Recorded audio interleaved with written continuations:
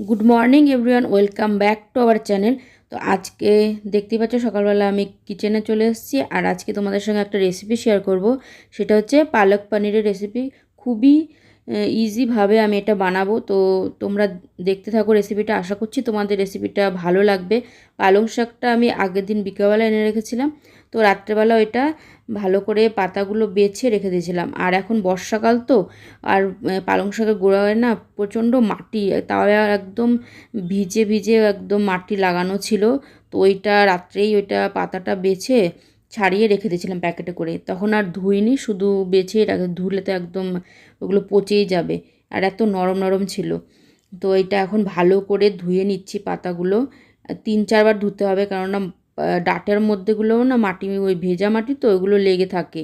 তো এই সময়গুলোতেই পাতাগুলো একটু ভালো করে ধুয়ে নিতে হয়। আর তোমাদের আমি শেষে দেখাচ্ছি যে প্রথম ধোয়াতে কতটা মাটি বেরিয়েছে এখান থেকে। তাই আমার বড় জায়গা তো বেশি নেই, তাই আমি যেটার মধ্যে রান্না করবো এই কড়াইটা একটু বড়, তো এটার মধ্যেই ধুয়ে নিচ্ছি। তো এরকম করে আমি 3-4 বার ধুয়ে নিয়েছি, তোমাদের দেখালাম একবারই।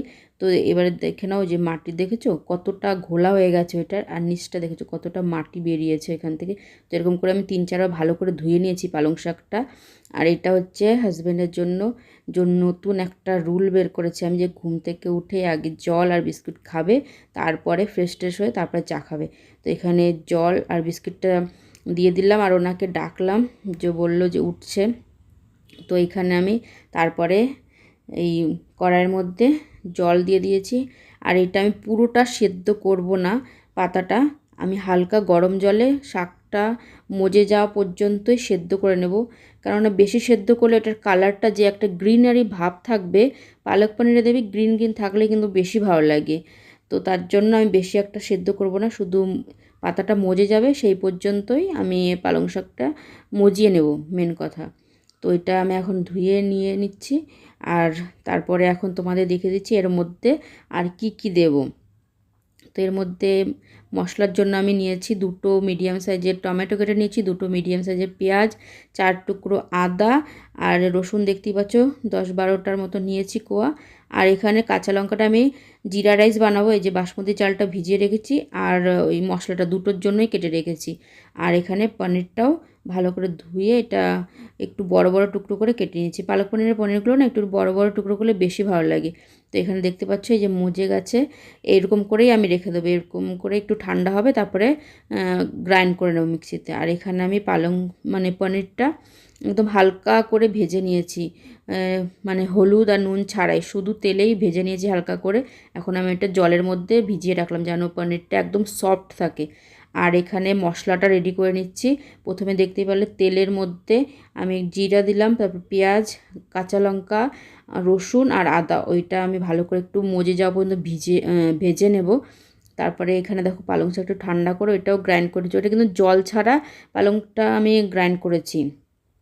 তো এখানে আমি তারপরে ওইটা পেঁয়াজটা একটু মজে গেছে, তারপরে আমি টমেটোগুলো দিয়ে দিলাম, আর তার সঙ্গে একটু নুনও দিয়ে দিয়েছি যেন টমেটোটা একটু ভালো করে মজে যায়। তো এখন টমেটোটা আমি ভালো করে মজে গেছে দেখতেই পাচ্ছ। এখন এটা আমি ঠান্ডা করতে দিয়ে দেবো। যতক্ষণ এটা ঠান্ডা হচ্ছে ততক্ষণ আমি জিরা রাইসটাও করে নেব।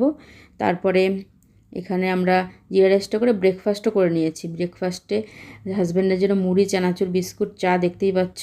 ওনার চানাচুর নিয়ে এসেছিলো কালকে, তো ওই চানাচুরটা দিয়ে ভালো লাগছে নাকি মুড়ি খেতে, তো ওইটা খাবে। তোমাদের একটু হাই করে দিল। আর এখানে আমি পায়েস, যেটা গুড্ডুর জন্মদিনে বানিয়েছিলাম, সেই পায়েসটা ছিল একটুখানি দেখতেই পাচ্ছ, ওইটা মুড়ি দিয়ে খাবো। আমি আর চা খাইনি আজকে। তো ওইটা খেয়ে ব্রেকফাস্ট করে তারপরে আমি চলে এসেছি পালক পনিরের ফিনিশিংটা দিতে, মানে গ্রেভিটা করতে।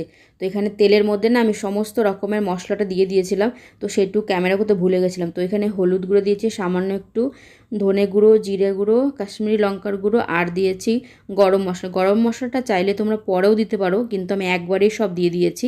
তারপরে পেস্ট করে রাখা যে মশলাটা ঠান্ডা করতে দিয়েছিলাম, ওইটা ভালো করে পেস্ট করে নিয়েছি।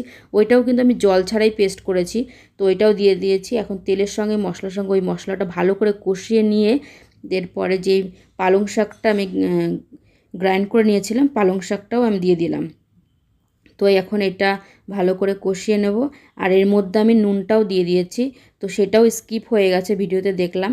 তো এরপরে ভিজিয়ে রাখা পনিরটা জল থেকে জল ঝরিয়ে নিয়ে পনিরটা দিয়ে দিলাম। আর এটার মধ্যে কিন্তু আমি বেশি একটু মানে সামান্য একটুখানি জল ব্যবহার করেছি, কারণ পালক পনিরের না, পালং শাকের পনিরের তরকারিটা একটুখানি ঠিক থাকলেই বেশি ভালো লাগে। তো একবার হয়েই গেছে, 5-10 মিনিট রাখবো। আর তো ওইখানে দেখতেই পাচ্ছ, আর আমি এক টুকরো কাঁচা পনির রেখে দিয়েছিলাম, ওইটা আবার গ্রেট করে দিয়েছি, তো দেখতে যেন ভালো লাগে। তো কেমন হয়েছে জানিও কিন্তু তোমরা কমেন্ট করে।